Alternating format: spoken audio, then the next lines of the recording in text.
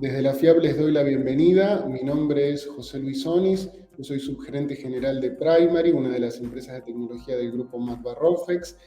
Y la idea de hoy es hacer una charla respecto a los exchanges descentralizados o DEX, como se conocen, en un marco de introducción, análisis y compararlos con los mercados o bolsas tradicionales en su forma de operar. Nuevamente, muchas gracias por sumarse.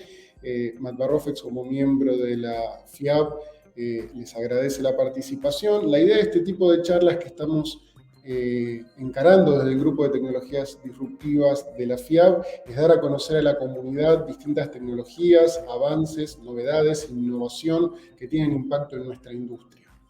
La idea es continuar con una serie de charlas en el tiempo de temas que sean relevantes, tópicos que le interesen a la industria y a la comunidad. Así que quedan abiertos los canales para que manden consultas, dudas, otros temas que les gustaría ver. La charla dura aproximadamente 50 minutos. Yo voy a reservar 10 minutos finales para las preguntas. Por favor, cárguenlas por el chat. Patricia me las va a ir pasando y al final voy a intentar darles una respuesta. Una agenda propuesta, ¿qué es lo que hoy vamos a ver? Bueno, vamos a hacer una introducción a las finanzas descentralizadas, voy a comentarles cómo se implementan, qué es el ecosistema DeFi, qué son los money markets, qué son las stablecoins, exchanges descentralizados versus centralizados. Vamos a ver un caso Uniswap versión 2, que es uno de tantos, e intentaremos llegar a algunas conclusiones luego de ver esto. Como les decía, la idea de la charla es dar una introducción. Obviamente hay un montón de temas, es un tema complejo que avanza y evoluciona continuamente. Muy probablemente lo que hablemos hoy ya mañana sea viejo, pero mi objetivo de esta charla es que ustedes se lleven una idea del concepto, algunas referencias de los proyectos más interesantes y que, bueno, si es de vuestro interés, profundicen en el tema, así en el tiempo. Antes que nada, previo a arrancar, me parece importante un disclaimer para alinear expectativas, ¿no? Como les decía, esta charla busca hacer una introducción a finanzas descentralizadas con foco en los mercados descentralizados.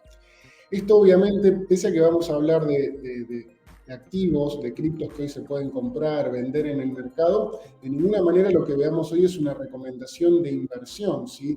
No vamos a llegar a la conclusión de si conviene invertir o no en este tipo de cosas, porque no es la premisa de lo que vamos a ver, no es una charla de inversión ni recomendación, sino que el foco va a ser sobre la tecnología y el potencial impacto en la industria.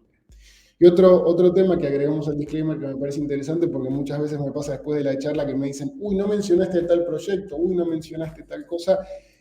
Es imposible realmente mencionar todos los proyectos que hay dentro del vertical de exchanges descentralizados, por lo que vamos a hacer es un repaso de algunos de los proyectos, pero no todos porque sería muy, muy difícil, ¿sí? Debes hacer una referencia del principal, que es Uniswap. Bueno, no se puede hablar de exchanges descentralizados sin profundizar en qué son las finanzas descentralizadas, porque los exchanges descentralizados no es algo que existe en el vacío, sino que está enmarcado dentro de una corriente de finanzas descentralizadas. ¿Cómo lo podemos definir? Bueno, hoy yo creo que podemos decir que es una infraestructura financiera alternativa. Es un conjunto de tecnologías, una propuesta de valor que aparece hace un par de años en el marco de lo que es el desarrollo cripto, las distintas blockchains que fueron apareciendo, y que apunta a capturar las ventajas que ofrece lo que es el mundo cripto para implementar las funciones básicas de las finanzas en principio y luego descubrir nuevos nichos, ¿sí? Busca hacer lo mejor de los dos mundos, ¿no? O sea, continuar el desarrollo de las finanzas que tanto ayudó al desarrollo de la humanidad en lo que tiene que ver con inversión, ahorro, y capturando las ventajas que trae implementar sobre una blockchain. ¿Qué nos permiten hacer las finanzas descentralizadas? Lo que nos habilitan es a crear una infraestructura más abierta. Esto significa que puede participar quien quiere, interoperable entre sí, que no es censurable, o sea, no hay alguien que dice vos podés participar y vos no, transparente y obviamente de forma descentralizada con todas las ventajas que eso trae a nivel continuidad, contingencia, etc. Y hay dos conceptos que son fundamentales, que yo creo que es donde radica el potencial, es lo que se conoce como money legos y composability. Disculpen el uso en términos en inglés, pero para no inventar una traducción, mi idea es poner los términos literales. Que básicamente son conceptos simples que me dicen que yo puedo construir en función de estos servicios de finanzas que implemento en una blockchain servicios que se componen de otros servicios. Yo, por ejemplo, podría hacer un fondo de inversión, SET, como se conoce en la industria, que a su vez pueda utilizarse como garantía para préstamos. O sea, no quedo dentro de un mismo vertical atrapado en un servicio, sino que el límite es la imaginación y puedo construir distintos servicios utilizando estos bloques o legos, como se le dice, para construir nuevos servicios. En mi opinión es la verdadera democratización de las finanzas, ¿no? Porque lo que permite es que todo el que quiera participar pueda sin un intermediario que me limite desde el punto de vista operativo. ¿Por qué se habla de democratización de las finanzas? Porque permite la desintermediación total. ¿Qué significa? Mientras hoy yo, para acceder a ciertos servicios que ofrecen las finanzas, tengo distintos intermediarios, distintos peajes, ya sea por un tema normativo, por un tema de historia, etcétera. Este nuevo modelo de desintermediación total lo que me da es la opción de que yo quiera ver qué intermediarios utilizo y no que vengan impuestos. Eso significa que yo voy a poder elegir aquellos intermediarios que yo considero que me agregan valor, ¿sí? No significa que desaparecen los intermediarios como tal, sino que pasan a ser opcionales y que yo puedo elegir cuáles uso y cuáles no en función del valor agregado que yo percibo que me aportan, ¿no? Obviamente la desintermediación como tal, por definición, implica menores fees, ¿no? O sea, porque implica que no va a haber distintos peajes o gente que en el medio cobra, donde yo no veo que me agrega valor, ¿no? Y por ende más confianza en el sentido de cuanto menos puntos de falla, menos intermediarios, yo puedo hacer una estructura más sólida, ¿sí? Y un tema que es, para mí, la razón de cómo avanza es la cantidad de desarrolladores, devs, como se les dice en el marco de tecnología, que innovan todo el día, que están continuamente desarrollando un enfoque evolutivo, muy darwinista, en donde, como les decía recién, probablemente lo que hoy hablemos sea viejo mañana, por el hecho de que está continuamente evolucionando. Todos estos servicios, vamos a ver, se basan en un modelo open source, donde es posible tomar el desarrollo y modificarlo, lanzarlo al mercado y que el mercado luego decida quién sobrevive y quién no en función del valor que yo agrego a mis potenciales clientes. Eso genera que tenga un ritmo de evolución muy rápido. Vamos a ver un concepto importante, tokenomics, que es básicamente cuáles son los incentivos del ecosistema, o sea, cómo se invita a participar a la gente y cuáles son las potenciales ventajas que tiene a nivel económico por participar. ¿Cómo se implementan? Y de vuelta, dado que esta es una charla introductoria, no es mi intención ponerme muy técnico, pero no puedo dejar de mencionar esto porque sirve para tangibilizar. Todo lo que tiene que ver con finanzas descentralizadas y luego exchanges o mercados descentralizados se implementan mediante contratos inteligentes vía distintos estándares.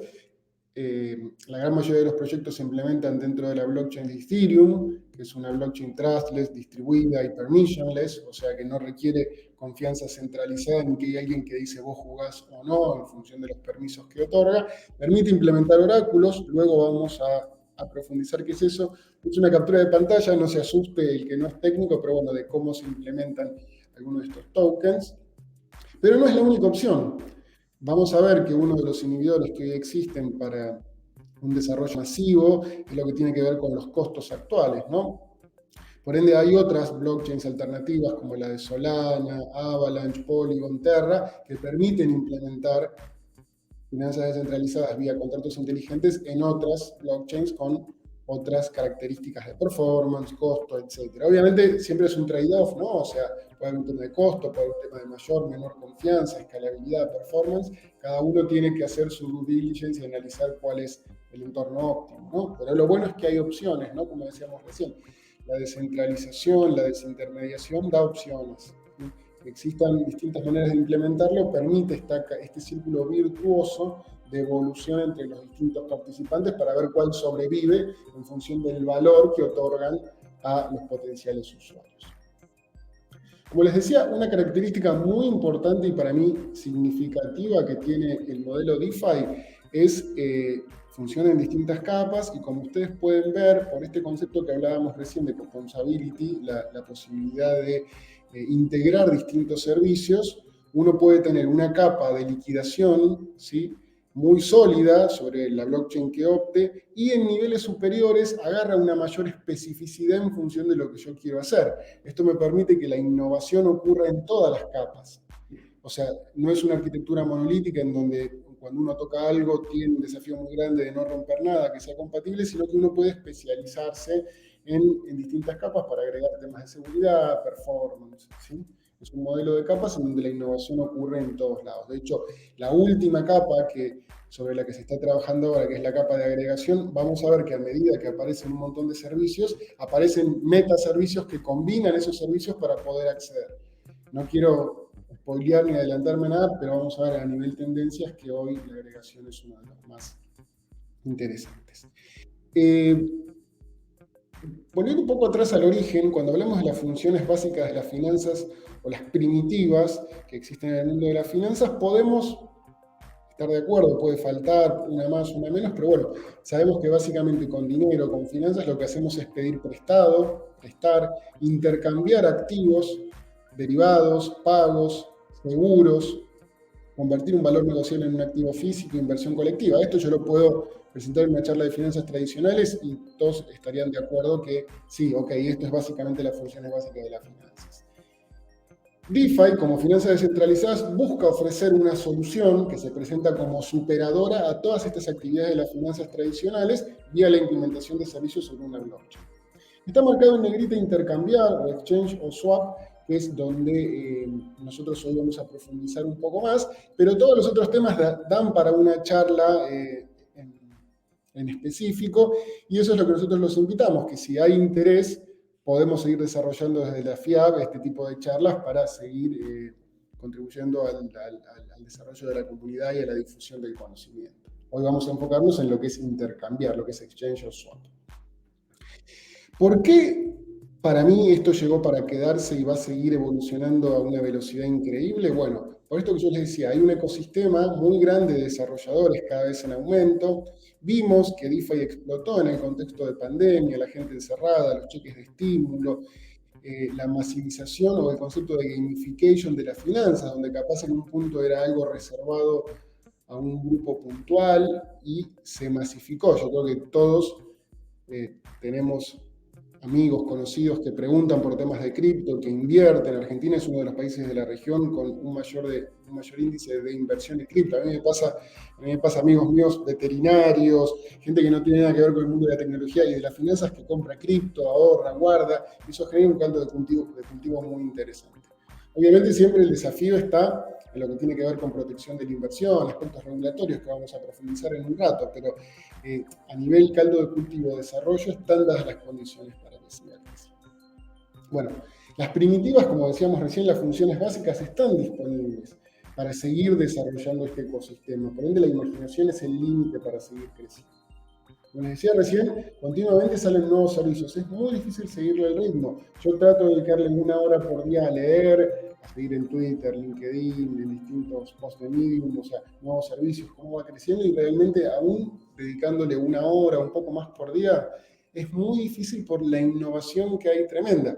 Que si uno compara con otras industrias, la industria financiera tradicional, ya sea bursátil o bancaria, la innovación está mucho más restringida a aspectos regulatorios, otro tipo de estructuras, una que otra burocracia. Acá, al estar abierto y cualquiera puede descargarse el código fuente, cambiar algo, ponerlo a disposición del ecosistema, y si la gente lo adopta, lo usa, y si no, muere, genera una evolución continua a una velocidad increíble. Para que esto no suene conceptual y ustedes lo puedan bajar a tierra, se dice un poco en chiste, un poco en serio, lo que se habla de lo que es el Vampire Attack, ¿no? Hoy, como les decía, como caso concreto de un exchange descentralizado, vamos a hablar de Uniswap. Uniswap es un exchange que está desarrollado en base a código abierto, por ende yo puedo bajar ese código, hacerle la modificación que yo creo que el mercado espera, que el público espera, ponerlo a disposición y bueno, que oferta y demanda definan en dónde se usa, algo que hoy sería muy difícil, que no sé, alguien le pudiera presentar un challenge a Visa, Mastercard, una bolsa, al NICE, al Nasdaq, al otro día y empezar a jugar. El mundo de DeFi sí lo permite. Por donde el cliente es, aunque suene una frase hecha, quien finalmente tiene el poder y quien decide con su negocio, llevándolo con sus negocios a este exchange, quién sobrevive y quién no en esto, y esa evolución constante genera que se purifique, que se optimice continuamente y que se adapte muy bien a las necesidades del cliente. Bueno, un tema que vamos a ver, no es todo cripto, no queda todo en una blockchain, sino se negocian activos tradicionales dentro de este tipo de sistemas, por ende está el concepto de oráculos que vamos a profundizar un poco más, que permite enganchar el mundo por fuera de cripto al mundo cripto.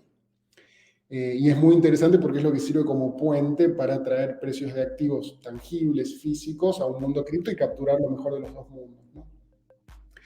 Y dejo una pregunta al irme de este slide. ¿Tendrá DeFi el mismo impacto en las finanzas que tuvo Internet en nuestras vidas? Yo creo que si uno veía Internet en su momento, hace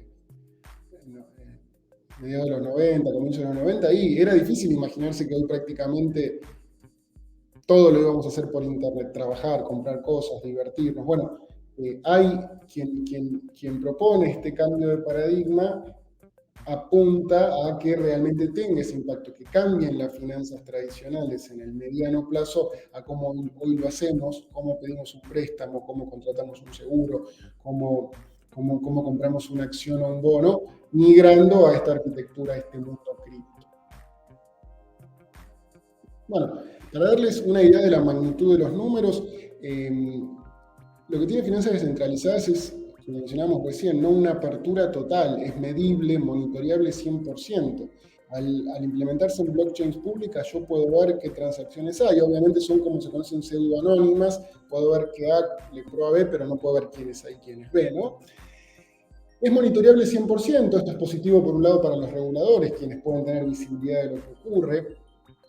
Y es bueno para mí porque yo puedo ver qué está sucediendo en los servicios en los que yo invierto. Puedo, si quiero y tengo el conocimiento técnico, hacer una auditoría del código fuente de los servicios con los que estoy trabajando. Puedo tener visibilidad total. Visibilidad total me permite tomar decisiones más informadas, que es lo que uno como inversor o como cliente eventualmente quiere de todos los servicios que contrata, ¿no? Bueno, y hay un concepto muy interesante en DeFi. Los que venimos del mundo bursátil generalmente usamos el concepto de capitalización, ¿no? O sea, el P por Q de cualquier activo para ver el tamaño, ¿no? En lo que tiene que ver con DeFi hay un concepto más representativo, en mi opinión, que se llama TLV o Total Lock Value, que es la cantidad de cripto que hay dentro de un servicio, ¿no? Por ejemplo, un exchange centralizado, yo puedo ver cuánta liquidez hoy vamos a ver un rato, los automatic market makers ponen en ese contrato inteligente para ofrecer a sus usuarios, ¿no? Por ende, a sus potenciales clientes, por ende yo puedo tener visibilidad de eso. Les pedí una tabla en la presentación que luego vamos a poner a disposición de los proyectos que tienen más fondos bloqueados, digamos, o dentro del contrato para que vean la magnitud, ¿no? Hoy estamos hablando de una industria de aproximadamente 75 billones de dólares en total lock value, habiendo tenido picos de 100 billones de dólares. Son números relativamente pequeños cuando uno compara el tamaño de los mercados de bonos, de derivados, de acciones, pero bueno, incipiente en este sentido. Piensen que es un mercado que tiene 2 años y pico, no más que eso, ¿no? Versus siglos de otros mercados más tradicionales. También ustedes van a ver, fluctúa mucho, porque como se mide inicialmente en cripto, el valor contra dólares de cripto, ustedes ven la cierta volatilidad que pueden tener algunos activos cripto, terminan pegando en esta métrica. Los puristas siempre critican, ¿no? Que, o sea, es un resabio seguir midiendo en dólares, algo que justamente apunta a ser una estructura financiera alternativa, ¿no? Que lo deberíamos medir en cripto, y ahí sí sería mucho más estable si quieren. Pero bueno, creo que hoy todavía es el marco de referencia que tenemos. Y para darles un ejemplo también muy interesante, una de las primeras aplicaciones de finanzas descentralizadas fue lo que se conoce como money markets, ¿no? Mercados de dinero. Desde que existe el dinero fiduciario, ha existido gente que quiere prestar o tomar prestado y se han armado mercados alrededor de eso, ¿no? Para juntar oferta y demanda de dinero. Acá hay una tabla como referencia, les dejo, en donde están las principales criptos y los lugares en donde uno puede tomar prestado o prestar estas criptos, ¿sí? Una especie de criptobanco, no quiero usar la palabra banco en este contexto, pero que permite que uno pueda tomar estas criptoprestadas o si uno tiene un view de largo plazo, en prestar estas criptos a otra gente que las quiere usar. Esto en un marco de contratos inteligentes, smart contracts, que garantizan ese préstamo en el sentido de que si yo la garantía que dejo no cubre el préstamo, tiene sistemas de liquidación automática que le dan cierta seguridad. Vamos a ver que no es perfecto, porque si no la pregunta podría ser, bueno, ¿por qué no está todo el mundo acá? Hay desafíos todavía a, a solucionar. Y un tema también, un concepto que me parece que es clave, quien se interesa en el tema de finanzas descentralizadas lo debería tener en el radar, es lo que tiene que ver con stablecoins o monedas estables, ¿no?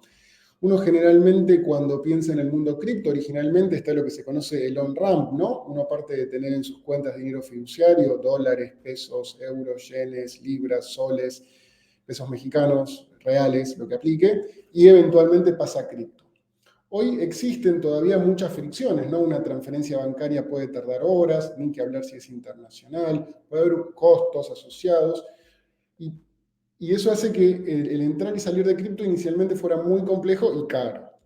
Para evitar esto, se desarrollaron lo que se conoce como stablecoins o monedas estables que me permite yo quedarme en el mundo cripto, pero quedarme en un activo que no cambia de precio. O sea, yo puedo tener una cripto, acá se presenta una especie de árbol de clasificación, ¿no? Las que son de reserva completa, como puede ser Tether, USDC, el dólar de Binance, en donde yo deposito una vez dinero fiduciario, me dan cripto que yo tengo en una blockchain y puedo entrar a la velocidad y con la transparencia de una blockchain en la que esté trabajando, y puedo intercambiar, salirme de cripto y quedarme en una stablecoin si sospecho que el mercado va a ir para un lado distinto al que yo quiero que vaya, o quiero irme de la volatilidad en ese momento, puedo seguir en cripto sin salir con todo lo que eso implica y lo que me da la posibilidad de entrar rápidamente después si quisiera.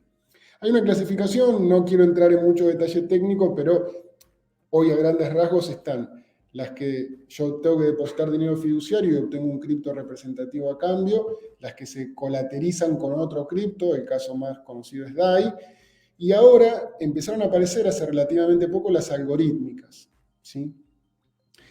Puede ser que hayan escuchado UST de Terra, que es la que hoy más de moda está por los rendimientos que presenta, ¿no? Obviamente todo esto uno tiene que hacer su análisis respecto a cuán riesgosa uno ve la inversión y si quiere participar, ¿no? Pero bueno, lo bueno es que la información está disponible y yo creo que inversores informados que pueden hacer todo el due diligence necesario para invertir es positivo para la industria en sí. Acá me pareció interesante mostrarles, hay una frase que se usa mucho acá en Argentina, imagino que se usa en todos lados, que es las comparaciones son odiosas, ¿no? Pero me pareció interesante incluirla en este caso porque muestra, si ustedes ven en la columna de la izquierda donde dice finanzas centralizadas, lo que tiene que ver con distintos verticales, bancos centrales, bancos comerciales, banca de inversión, brokers, insurance, exchange, etc. Y los participantes típicos conocidos los reconocerán por los logos, son entidades que tienen presencia en casi todos los países, mientras que en la columna derecha podemos ver cuál es el equivalente en finanzas descentralizadas. Yo acá marqué a propósito de exchange para decirles que esta es lo que hoy particularmente vamos a ver. Cuando hablamos de exchange, por mencionar algunos referentes, el NICE, Euronext o Nasdaq son los más conocidos, mientras que acá vamos a profundizar en Uniswap. Pero me pareció interesante esta captura para mostrar cuáles son las verticales que tenemos en el radar y cuál es el mapeo entre entidades del mundo de las finanzas tradicionales o centralizadas versus las descentralizadas para que vean que existe una equivalencia. Una cosa que no quiero dejar de mencionar, algunos conceptos que es clave estar alineados. ¿Qué sucede cuando uno pasa del modo, del paradigma de mercado de finanzas tradicionales a un modelo descentralizado, ¿no? En este caso, la billetera del usuario, billetera digital, pasa a ser su cuenta comitente. Vamos a ver que DeFi implica lo que se conoce como non-custodial, que yo voy a ser mi propio custodio de los activos que yo compro, en los que invierto. ¿Qué significa esto? Hoy en las finanzas tradicionales, cuando yo compro una acción, un bono, suele quedar en depósito colectivo en alguna entidad, suele haber una por país, donde se hace el registro en cuenta de esos valores negociables.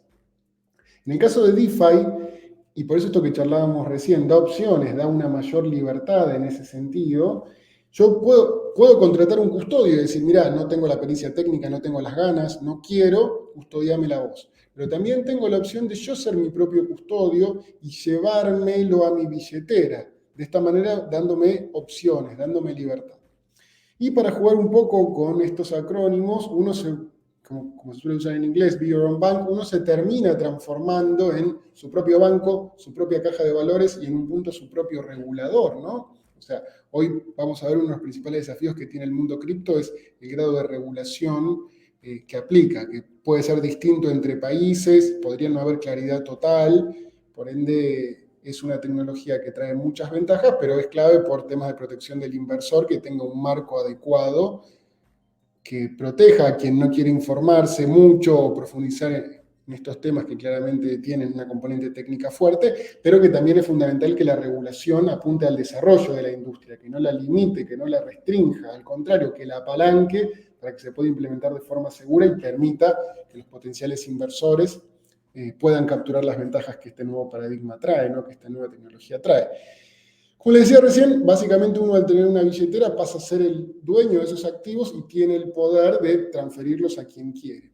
Eso implica, con un gran poder viene una gran responsabilidad, que uno tiene que cuidar esa clave privada que tiene dentro de esa billetera, porque si la pierde en un punto no hay recurso. Porque una de las ventajas de la descentralización, como charlábamos recién, es la desintermediación, pero al desintermediar yo no tengo a quién ir a reclamarle si los pierdo, si me los hackean o cualquier otra cosa. Por ende, implica que uno tiene que hacerse cargo de eso y ser lo suficientemente responsable para manejar eso, que no es más que proteger su clave, no escribirla en cualquier lado, estar atento a ataques de phishing. Sin perjuicio de eso, existen servicios de seguros que permiten que uno pueda asegurar una posición dentro de un contrato inteligente, etc. O en el caso extremo, si es un participante institucional que no se siente cómodo, puede optar por contratar un servicio de custodia de tercero. Lo bueno, y disculpen si soy repetitivo, son las opciones, la posibilidad de poder elegir qué hace uno. Bueno, toda duda, toda consulta, por favor vayan pasándolo por el sistema y por la ventana que tienen de preguntas y respuestas y yo en un rato vamos a avanzar. Y ahora sí, entrando de lleno al tema de la convocatoria, mercados centralizados versus descentralizados, vamos a hacer un poco de historia de qué es un mercado centralizado. Si ustedes compraron alguna vez una acción, un bono, un futuro, una opción o hasta cripto en un mercado centralizado, seguramente han visto que la estructura típica es lo que se conoce Central Limit Order Book, un libro donde yo veo todas las ofertas de compra, todo de venta, y que se produce un negocio cuando machea precio y alguna porción de la cantidad. Esto es lo que se suele conocer como prioridad precio-tiempo y es lo que la gran mayoría de los mercados centralizados, sin importar el tipo de activo, implementa, donde se junta la oferta y la demanda, que suele correr en infraestructura propia del mercado, ya sea on-premises o en la nube, se suele presentar ahí. El descubrimiento de precios se genera en el libro vía oferta y demanda, hay un macheo centralizado de esas ofertas y luego se lleva a un custodio o a una blockchain para eso. Generalmente requiere prefondeo, aunque puede permitir lo que se conoce como operar a margen, ¿no? O sea, vía un préstamo del broker o poniendo otros activos que yo tenga en cartera en garantía. Suele haber un fee sobre la operación, o sea, suele ser una entidad for profit, como se dice, con fines de lucro que me va a cobrar por el uso. Y acá marco el principal riesgo, en mi opinión. A ver, hay un riesgo que uno compre algo y baje, ¿no? O sea, eso en todos los mercados, es matemática, no hay con qué darle, pero hay un riesgo que ustedes seguramente han visto en las noticias, que cada tanto surge riesgo de hackeo. Creo que no pasa un mes sin que salgan noticias, hackearon a tal mercado, le robaron 500 millones de dólares en cripto, etc. Por el hecho de que es un modelo custodial. Yo cuando opero y compro algo, queda en ese mercado. Acá aplica la frase que se usa mucho en Bitcoin, que es not your keys, not your coins. O sea, si vos no tenés tu clave privada, si vos no tenés el control de sus activos, ¿son realmente tuyos? Bueno, es un cambio de pensamiento, de paradigma total, porque hoy uno compra una acción, un bono, queda en un custodio centralizado y legalmente es el dueño. Bueno, al implementar este paradigma tecnológico de descentralización, desintermediación, nuevamente, con este nuevo gran poder, viene una responsabilidad de uno hacerse cargo de eso. Y son mercados que generalmente tienen un esquema de KYC o de AML, que es requerimientos de conocer a tu cliente o de controles lavado de dinero o financiamiento del terrorismo al momento de abrir la cuenta y a medida que los clientes van operando. La novedad con el lanzamiento de los exchanges descentralizados es, como ya fuimos algo adelantando, spoileando un poco, son mercados basados en un contrato inteligente que corre en una blockchain con reglas de macheos predefinidas. Uno puede leer ese contrato inteligente, el código fuente, y ver cómo va a funcionar. Elimina intermediarios, como les decía recién, es completamente descentralizado. Yo no es que tengo que abrir una cuenta en un broker y luego poner un exchange, sino que son contratos inteligentes que vienen en una blockchain, que vía una interfaz, una pantalla, conectando mis billeteras, yo puedo comprar o vender esos activos. Tiene básicamente las mismas funciones que un exchange centralizado, macheo de ofertas, como les decía recién, volvemos a la primitiva de las finanzas, intercambiar un activo, ¿sí? La compra-venta de un activo. Pueden tener distintos modelos, pueden ser order book, los menos, al comienzo cuando nacen descentralizados, nacen con order books, esta estrategia de un libro único donde se juntan oferta y demanda, pero con un desafío muy grande que por la forma en que funciona una blockchain había riesgo de front running viendo cuál es la transacción, adelantarme a esa transacción, por ende se dejó de lado el modelo de order book, como tenía Bancor, por ejemplo, en su momento, y hoy la gran mayoría implementan lo que se conoce el modelo de Automated Market Makers. Ahora vamos a profundizar un poco más. Sin perjuicio de eso vamos a ver cuando profundicemos en las features de Uniswap, sigue evolucionando continuamente y no significa que no aparezca uno nuevo dentro de poco que sea superador, ¿sí? Como les decía recién, no es menor esto que yo les comentaba, que al estar disponible el código fuente, es posible que el que quiera lo descargue, lo modifique, si detecta una necesidad de mercado, si veo que la gente dice los fees son muy caros, o tendría que tener esta funcionalidad, o para mí, ahora vamos a ver, el movimiento en curva tiene que ser de otra manera, lo puede modificar, ponerlo a disposición del mercado y en función de eso ir adaptándose. Eso genera que el fit entre necesidad de cliente y desarrollo sea muy fino y muy interesante a nivel evolución. Bueno, ¿cómo ganan plata, por decirlo de alguna manera? Porque de vuelta es un contrato inteligente en una blockchain. Tiene un fee sobre la operación que vamos a ver, el esquema de tokenomics que implementa, cómo hace la distribución, ¿sí?, entre los proveedores de liquidez y el mismo contrato inteligente para fomentar el desarrollo, ¿no? Porque alguien tiene que programar, alguien tiene que desarrollar. Como les decía recién, es non-custodial, o sea, yo cuando hago este intercambio de activos siempre es uno contra otro, ¿no? Yo, por ejemplo, compro Ethereum contra un token X, no quiero poner ningún ejemplo para que no parezca una recomendación de inversión, ¿no? Ethereum contra otro token. Yo lo que voy a hacer es el intercambio vía contrato inteligente en donde entrego el token que estoy vendiendo y recibo el que estoy comprando, de forma atómica, de forma automática, en donde en ningún momento en el contrato inteligente queda mi activo, por ende no hay riesgo de que lo hackeen o que me lo roben, ¿sí? O que pase algo en el tiempo, porque no es que queda guardado ahí, sino en ese momento de cambio. Hay riesgos de programación, de la seguridad del contrato inteligente, que en un ratito vamos a profundizar, pero no tiene que ver en sí con el intercambio ni con la custodia en sí al momento luego de realizar la operación, ¿no? Como decíamos recién, es de acceso irrestricto. Yo en este momento podría ir a la página de Uniswap, conectar mi billetera, intercambiar un token y salir, ¿no? No es censurable. Yo acá puse como referencia, no sé si lo escucharon nombrar, pero hubo una polémica en el mercado americano con lo que fue la acción de GameStop, en donde cierta gente se puso de acuerdo para comprar la acción y generó una polémica porque se anularon ciertas operaciones que se generaron en el mercado y generaron una polémica de por qué. Bueno, porque no había reglas claras y ciertos inversores se consideraron afectados en ese sentido. Pero de acá eso no sucede y de vuelta, más responsabilidad, pero más poder y libertad en ese sentido. Tiene un tema no menor, que es una mayor resiliencia tecnológica. Ustedes seguramente han escuchado, todos los mercados hemos tenido eventos de no disponibilidad, caídas. Implementar vía un contrato inteligente permite que no se caiga, o sea, no se cae porque no se puede caer el contrato inteligente. Mientras esté levantada la blockchain, que corre en infinidad de nodos, va a seguir funcionando. Podría tener una menor velocidad que un exchange centralizado, va a depender dónde está implementado, ¿no? O sea, si uno mira hoy el estado del arte en exchange centralizados, machean órdenes en microsegundos, en millonésimas de segundo. Eso obviamente no se puede hacer en una blockchain ni en las más rápidas, pero bueno, abre el debate. ¿Es necesario eso para un inversor que quiere entrar en un activo a mediano plazo? Podemos tener la charla de si para un inversor de alta frecuencia sí, pero para el público al que apunta no, en mi opinión.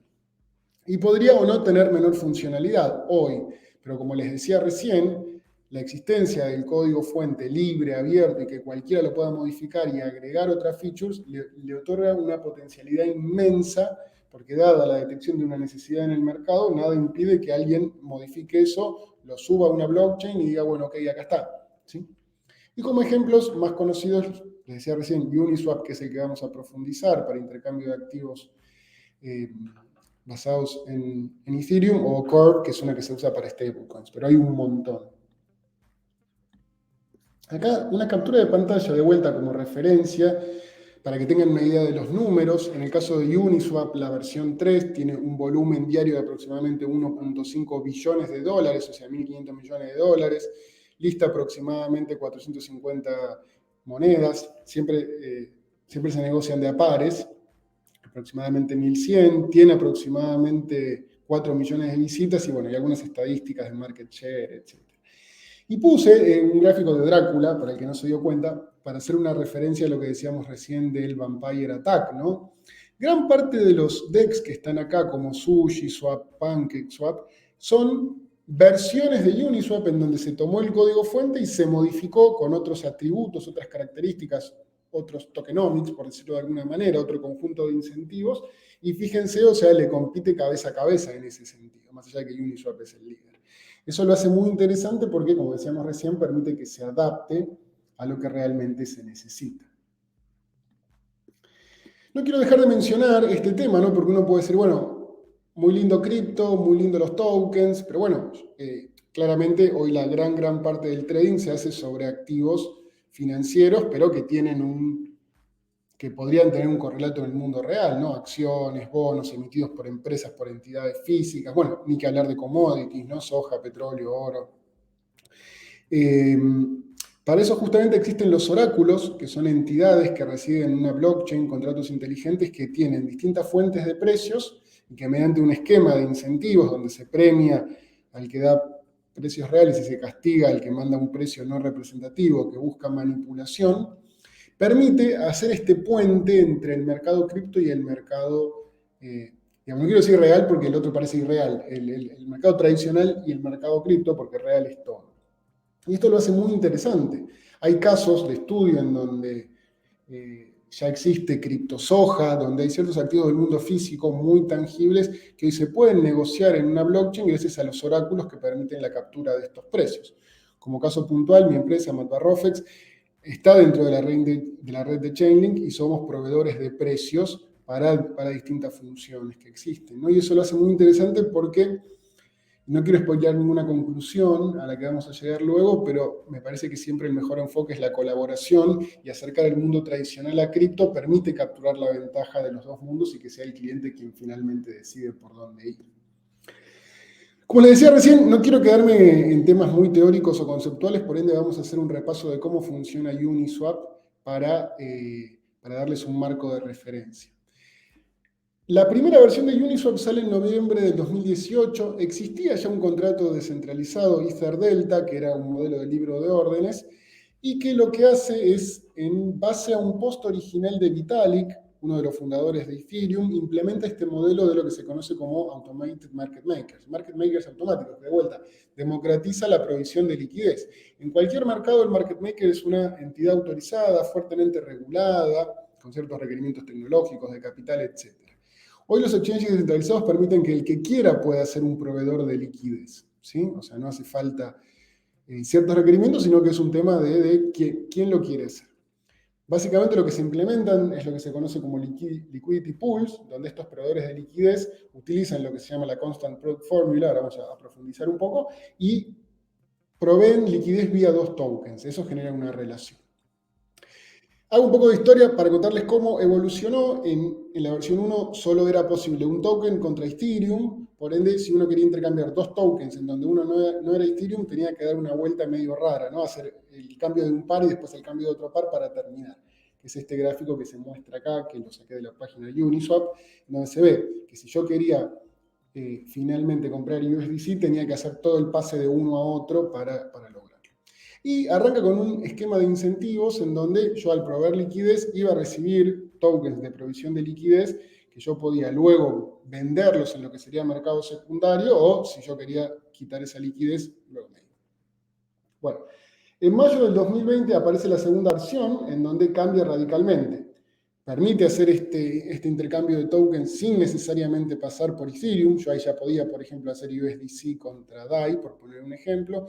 Incorpora el concepto de oráculos, o sea, para evitar la manipulación en este tipo de exchanges descentralizados, donde se calcula N bloques para atrás, un TWAP, que es un precio en el tiempo, para tener eso como referencia por si hay algún manejo raro. Incorporó flash swaps, la posibilidad de tomar un activo prestado dentro de la misma transacción y devolverlo antes de que termine la transacción.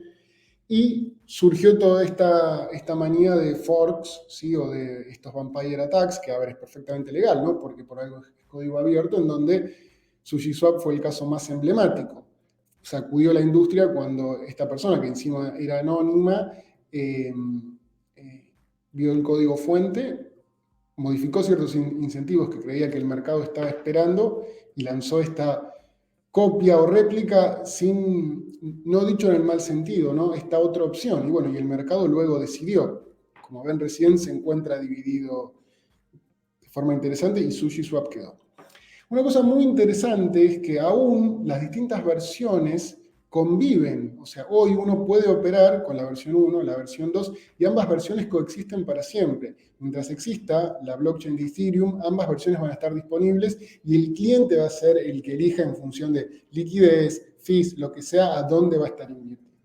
Y ahora, hace un año más o menos, salió la versión 3 de Uniswap, que es mucho más compleja, que no la vamos a incluir en el análisis, da para una charla en sí mismo para ver los cambios, pero para que tengan de referencia, hay una nueva versión. Bueno, siguiendo con el caso de Uniswap y dejando la historia, me parece, por ser el proyecto de referencia, el que sirve para bajar a tierra estos conceptos, ¿no? Como les decía recién, ¿cómo funciona un exchange descentralizado? Yo veo qué pares hay listados, o sea, cambio de token A por token B, puedo pedir que listen otros pares y cualquiera puede ser market maker. Yo dado estos dos, o sea, yo puedo usar un exchange descentralizado para comprar un token por otro e irme y no hacer más nada, o puedo también convertirme en proveedor de liquidez de ese exchange enviando los dos tokens y dejándolos como liquidez en la curva, ¿no?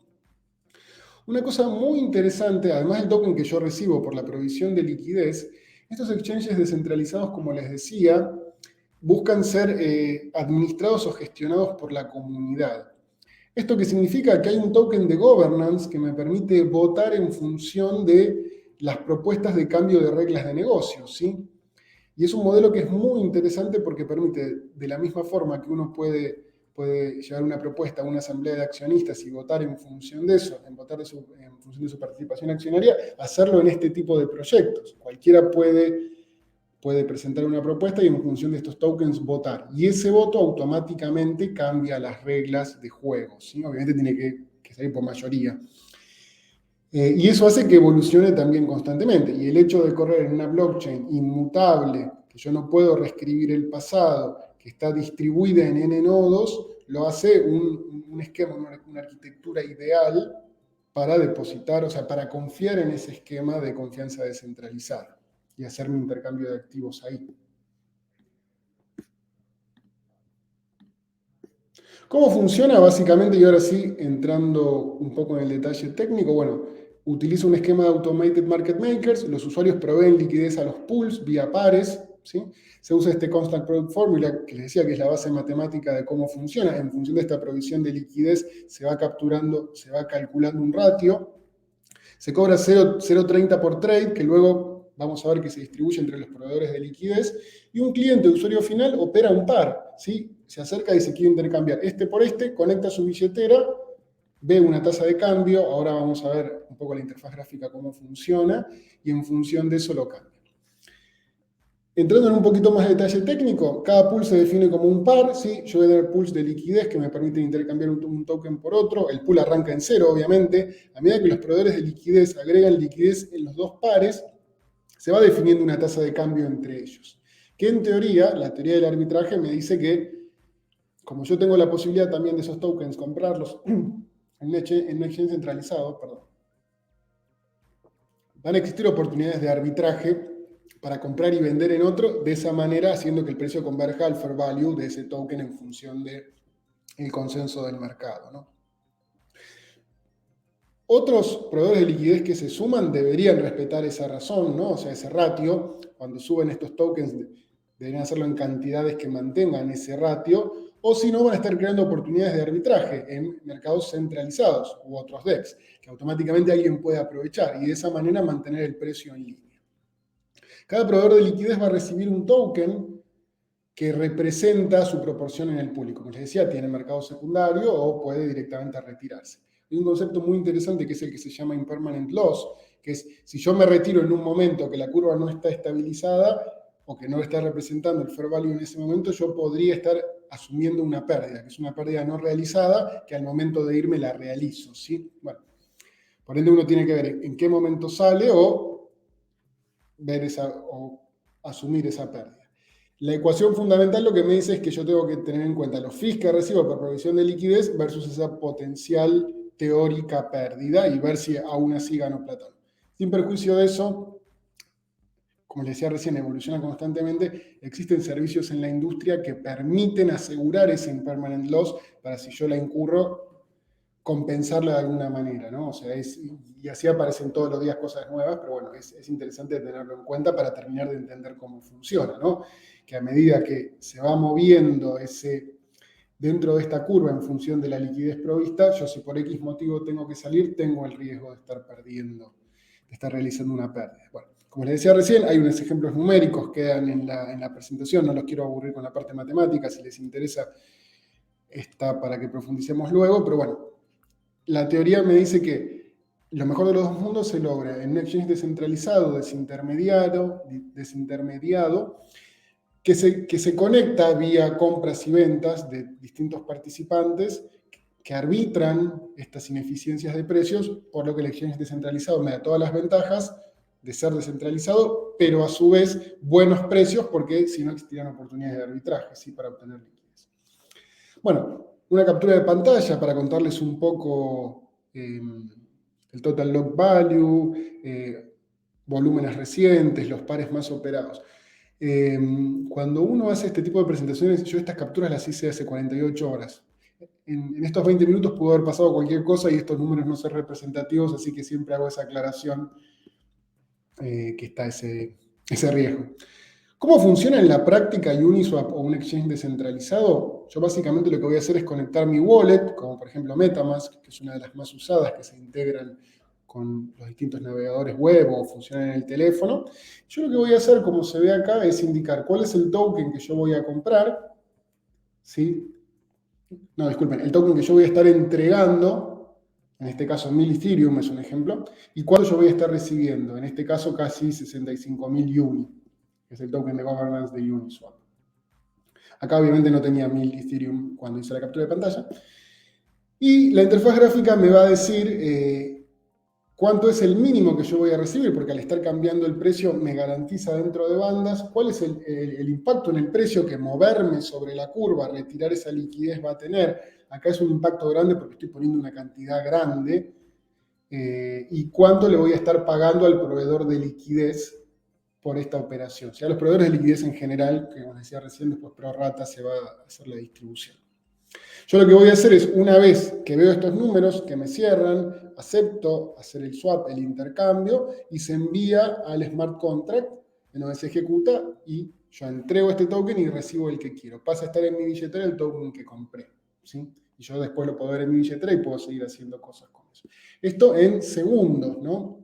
Y de forma descentralizada y sin intermediarios. Esto obviamente es perfecto porque si no alguien podría hacer la consulta ¿por qué no lo está usando todo el mundo? ¿No? ¿Por qué no migró toda la provisión de liquidez a este tipo de esquemas? ¿No? Alguien podría tener esa consulta, alguien podría decir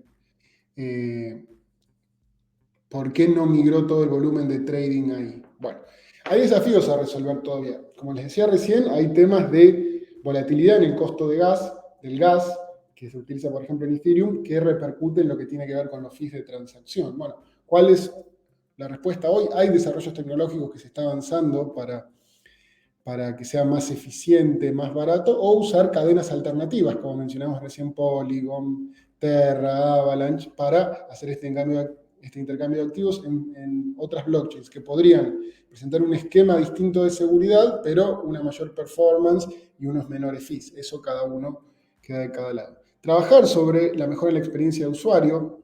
Yo les mostraba recién cómo es la interfaz, no me parece compleja, pero bueno, es cierto que tiene muchos números, digamos, y para quien no viene de la industria podría ser complejo entenderlo. Por ende, hay todavía cuestiones de usabilidad en donde básicamente sea un botón, comprar o vender, ¿no? Y que se entienda y que sea claro.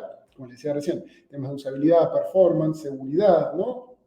Han habido ataques a este tipo de exchanges sobre el contrato inteligente, encontrando vulnerabilidades. Que de vuelta, no es la tecnología, ni el esquema, ni el nuevo paradigma de descentralización, sino que quien programó este contrato inteligente de un exchange descentralizado lo hizo mal.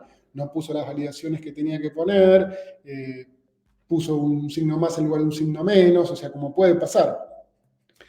No debería, pero como puede pasar. Por eso la idea de que quien se involucra con este tipo de cosas inicialmente, quien participa de este tipo de proyectos, lo haga en proyectos reconocidos, auditados, que tengan un uso fuerte, ¿no? O sea, que uno diga, bueno, ok, hay muchos ojos mirándolo, por ende tengo cierta tranquilidad que las cosas funcionan.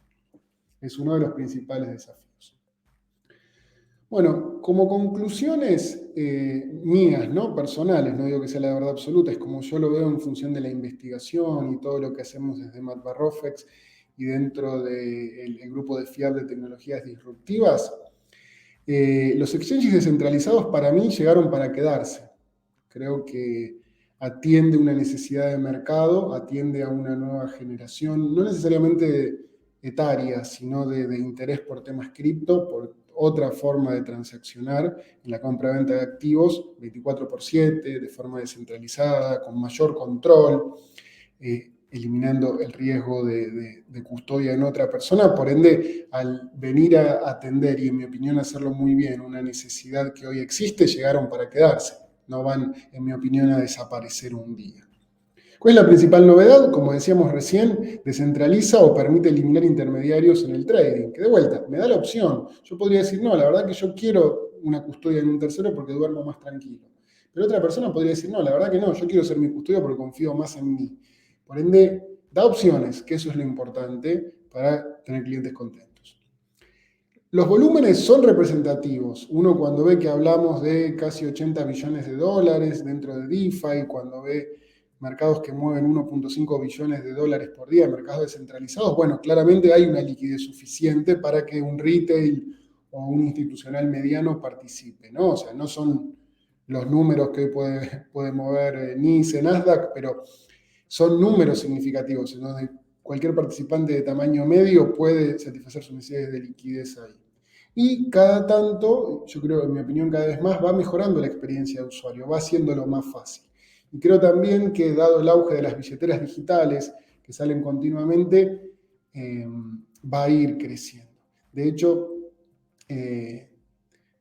puede ser que ustedes hayan escuchado cada vez más billeteras digitales que nacen en el mundo de dinero fiduciario incorporan una opción cripto. Bueno, no estamos muy lejos de que permitan una opción cripto en un exchange descentralizado, que den la opción desde la billetera donde el usuario tiene su dinero fiduciario o intercambia cripto con el proveedor de esa billetera, que haga también, que acceda también a servicios descentralizados de intercambio de activos, ¿no? O sea, sería una opción a agregar.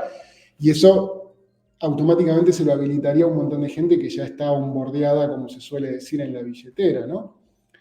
Por otro lado, se pueden ver mejoras concretas en la versión 3 de Uniswap, que la mencionamos, pero no profundizamos en la charla porque da para una charla en sí mismo por la cantidad de cambios. Se puede ver que hay mejoras de velocidad, que hay mejoras en el rendimiento del capital invertido, por ende, y esto es algo que se acelera cada vez más. Como dijimos recién, elimina el riesgo de contraparte del exchange o el custodio, pero cambia el foco a lo que es el smart contract y la billetera. No elimino completamente el riesgo, sino que lo cambio de lugar y me presenta otro conjunto de preferencias que yo podría aceptar. Que yo podría decir, la verdad que prefiero manejarlo yo, luego de mi análisis, decir, quiero ir por este lado. Como les decía recién, y un poco se los spoileé,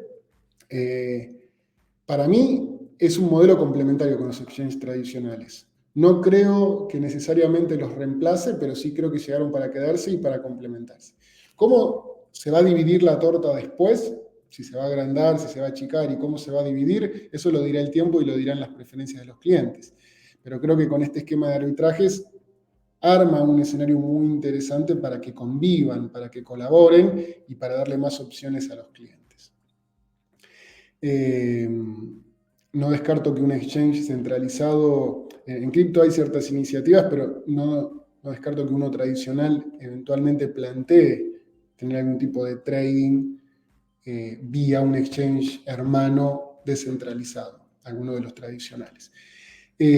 Como tendencias, como les decía cuando hablábamos de este modelo de capas, ¿no? O sea, hoy se habla mucho de los aggregators, se le dice técnicamente que agregan, valga la redundancia, exchanges descentralizados, para de esa manera uno tener visibilidad total y que exista un contrato inteligente tipo router que en función de precios, en función de oportunidades, me lo envía mi orden a distintos exchanges descentralizados, ¿no? Es la construcción de capas sobre capas para una mayor eficiencia, ¿no? Por ende, hoy se está laburando muy fuerte en eso. Y para terminar, y aprovecho y le pido a Pato que me vaya adelantando las preguntas, yo lo que les recomiendo siempre, la mejor manera de aprender es probando, ¿no? O sea, hoy todos estos esquemas, hoy todos estos proyectos tienen entornos de demo que permiten uno acercarse, probarlo, jugar con eso, ver si me siento cómodo, si me suma. Nada, yo les recomiendo porque, a ver, en una hora no podemos llegar a cubrir absolutamente todo. Nuestra intención es, si hay interés de la audiencia, seguir organizando este tipo de charlas, profundizar, tener demos, ejemplos prácticos, pero mi recomendación es que si les interesa, accedan a estos proyectos, prueben los entornos de demo, vean qué les deja la experiencia y bueno, invitarlos a participar en esto, ¿no? Yo dicho esto, entonces, les agradezco mucho la atención. Desde FIAB es un placer que ustedes se sumen. Desde la Federación nosotros apuntamos a darle difusión a estos temas que creemos que son de interés para la industria. Creemos que FIAB está muy bien posicionada al ser un actor neutro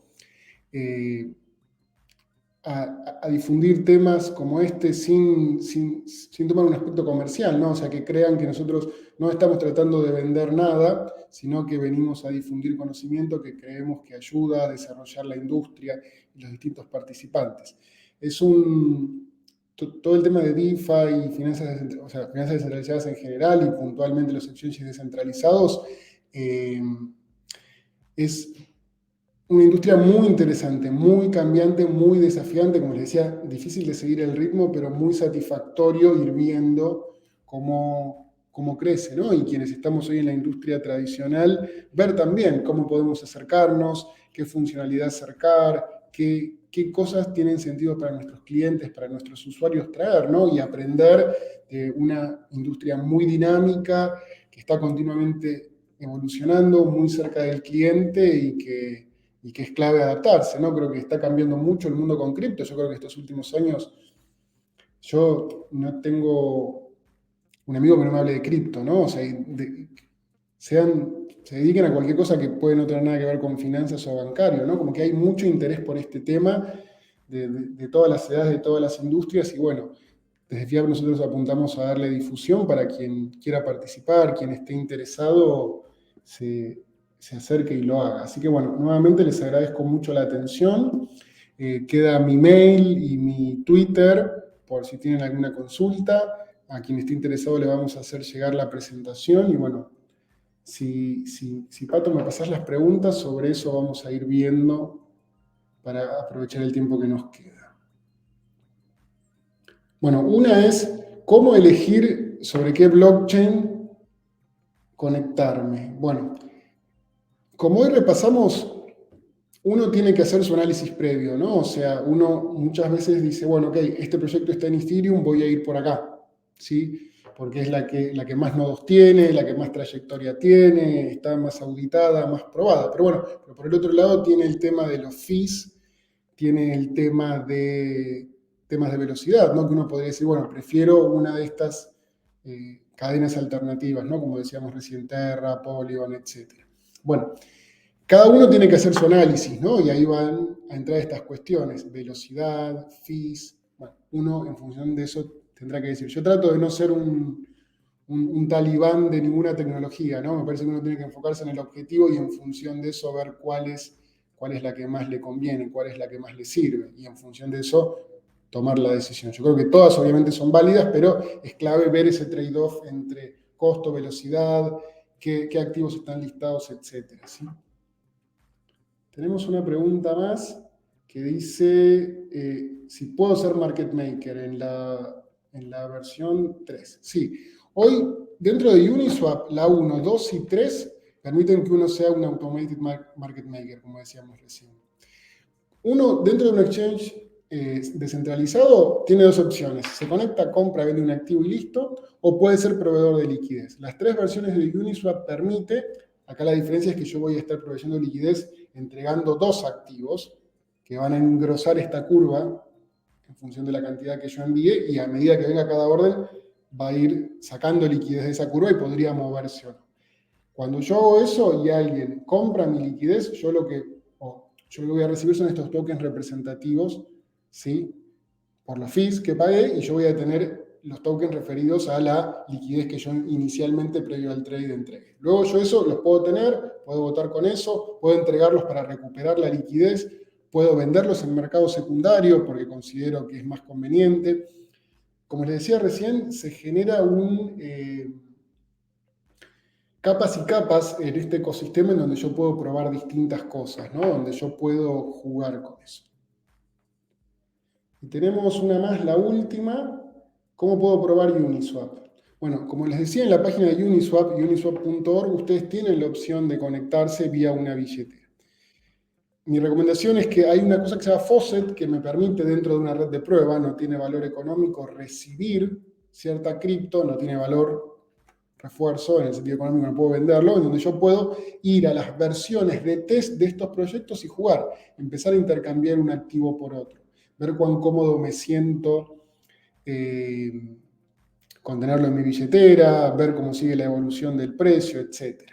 Yo, como les decía, para mí lo óptimo es probar. Yo creo que uno muchas veces se saca el miedo probando, jugando, y es clave eso, ¿no? Esa es la forma de uno perderle el miedo. Ya sea que uno lo encare desde siendo funcionario de una bolsa, ya sea que uno lo encare como inversor final, ya sea que uno como regulador se quiera acercar para ver cómo puede aportar al desarrollo de la industria al mismo tiempo que protege a los inversores. Por ende, yo recomiendo eso. Eso me parece lo más importante. Así que bueno, nuevamente muchísimas gracias por el tiempo. Espero que la introducción les haya parecido interesante. Quedo a disposición en Twitter para cualquier consulta que tengan. Y bueno, desde FIAP, desde Matbarrofex, Primary, muchísimas gracias por sumarse.